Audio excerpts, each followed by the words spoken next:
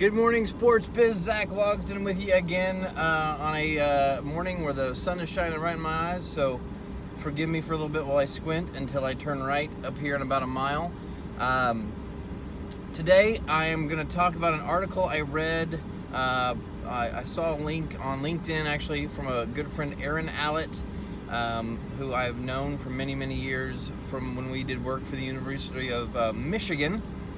Erin posted an article from Psychology Today, and I actually retweeted it, so you may have read this, but it was about limiting beliefs.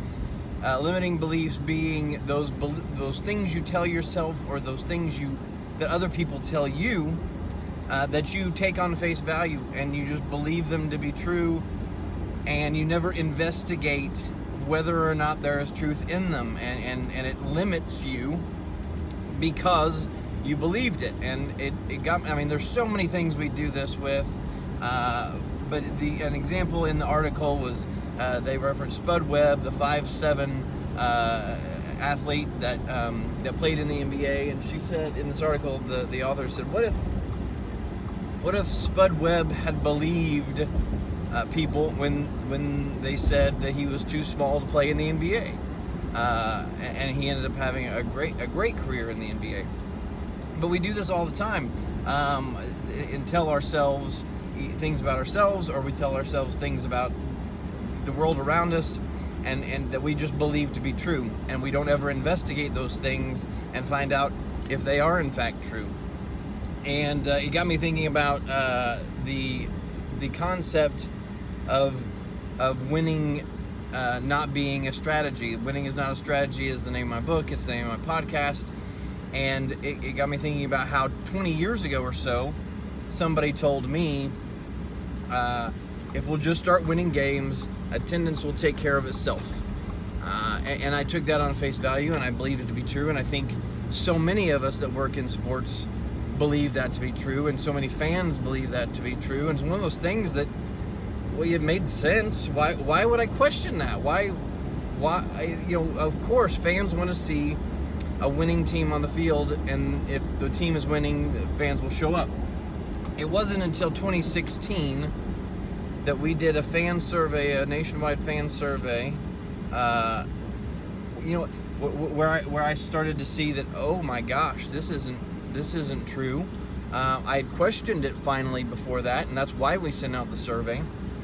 But the overwhelming response from athletic department or athletic organizations, employees and staff, was the number one reason people come to games is the number one driver of whether or not they're going to come is whether or not the team is winning.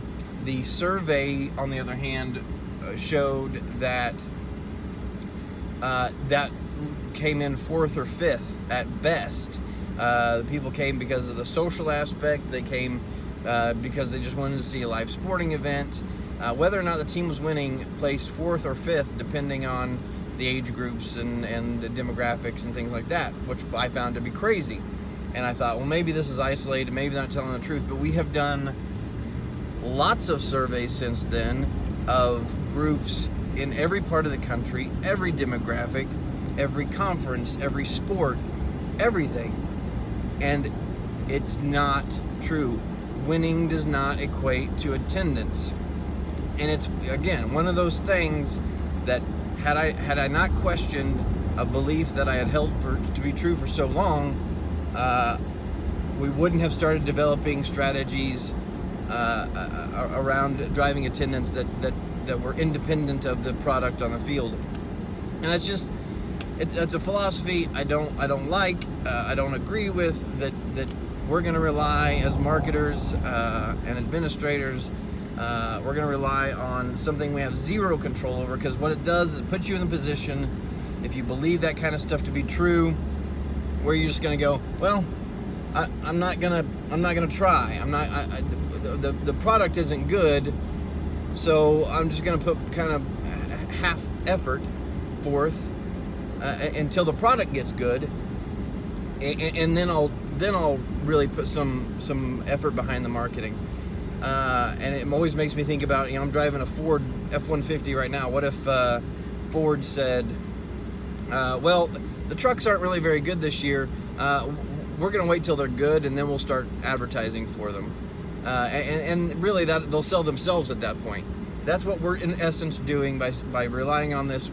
If the team will win, attendance will take care of itself philosophy. 1, we can't rely on that. 2, it's not even true. So don't limit your beliefs. I gave the whole winning is not a strategy example there, but this is something that can be applied across the board every day in life.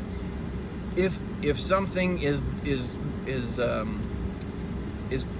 affecting your behavior, affecting how you live your life, question that thing.